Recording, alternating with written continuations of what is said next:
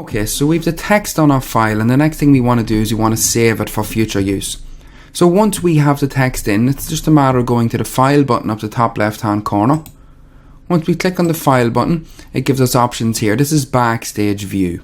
So it gives us options here, one save and the other one save as. Now from the start, the two of them will open up the same save as dialog box, but we're going to talk about them for a second. So if we have one document and we make changes to it, and we click file and save, it's going to save the changes to that existing document.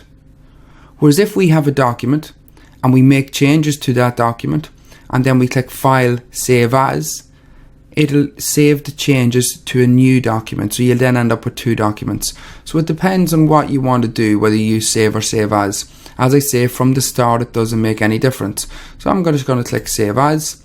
It's going to open up this save as. Now this is a new feature in 2013. It's asking us, do we want to save it to our computer or do we want to save it to OneDrive, which is an online storage location. We could also add a place, so if we wanted to put somewhere else, maybe an external hard drive or another online storage location. I'm just going to click on the browse. It's going to take me to the same place as it would have in anyone using Microsoft Office 2010. So when we click on the browse, you can see it opens up this save as dialog box for us here. So with these dialog boxes, you always want to make sure that you do it the same way. So the left hand side is the location. So we want to save it to our desktop. Okay, it's not good practice, but for this video we're just going to save it to our desktop. The next thing we want to do is we want to do the name. We want to make sure that the name makes sense. So always give files a meaningful name. So I'm just going to call this first practice file. So I've typed it in there so that we'll know later on when we come back to it what the file is. The next thing is this save as type. Now from time to time we may want to save files in different file formats. By default it saves as a Word document. We're creating a document in Microsoft Word, it will reopen in Microsoft Word and so on. But from time to time we may want to do it in a different file type, like a PDF, or there's other ones here. So you can see we have maybe a PDF. We have older versions of Microsoft Word for anyone still using the older versions. We have web page.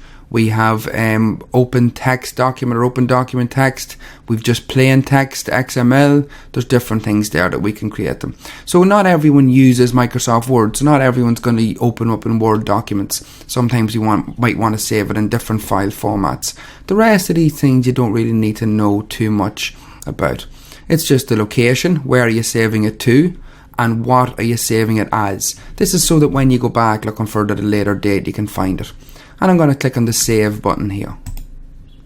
Once we click on the save, it's just going to come up and say it's going to be upgraded to the newest format. That's okay. If you want, you can click into that. Don't ask me again. And I'm going to say okay. So that's it saved. You can see at the very top now we have this first practice file here up at the very top. And it's showing us that that's the name of the file now. So I'm going to close out of it. I'm going to show you here. I have it. You can see first practice file. I have it there and it's saved to my desktop. You can see the small W on it indicating that it's a Microsoft Word file. If I open it up, if I make changes to it, so I'm just going to click at the very bottom of it. I'm going to enter my name at the very bottom. And this time I'm going to go to File and Save. You can see now if I close out of it and I reopen this first practice file, my name is part of that file because I've just clicked File and Save. So when you make changes to an existing document and hit File and Save, it saves to that existing document.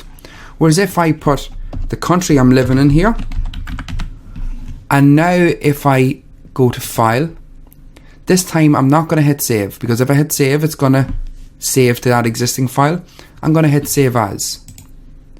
And I'm going to save again. It asks me where I want to save it to. I'm just going to say it to my desktop, the same as we had been doing. I'm going to leave the name the same, but I'm just going to put onto it with country added. Now you don't have to be that precise with your saving, but you'll know. So I click on Save. You can see at the top now the name's telling me first practice file with country added. I'm going to close out of that. Now I have two files. I'll drag it out here into the middle where you can see it. So I have first practice file and I first practice file with country added. I'm going to open up both of them. So I'm going to open up that first one. I'll minimize it. This is the minimize button here. And I'll open up the second one and I'll minimize that one. So you can see I now have two files open.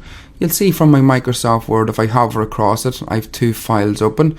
There's one which is first practice file, and the other one which is first practice file with country added. If I click into one of them, so you can see this one has the country on it, whereas the other one just has my name on it. So that's how you would switch between the open documents as well. That's another section that we're going to do. We can click between them. We can also go into the view button, and you can see here there's different windows, and it's showing us the two files we've opened. So first practice file and first practice file with country added. So that's another way we can switch windows. There's different options there for viewing side by side if we want to see two documents side by side. So you can see the changes in them. One is the country on it and one doesn't. So that's the difference with the save and save as button. And we've also looked at switching between open documents there.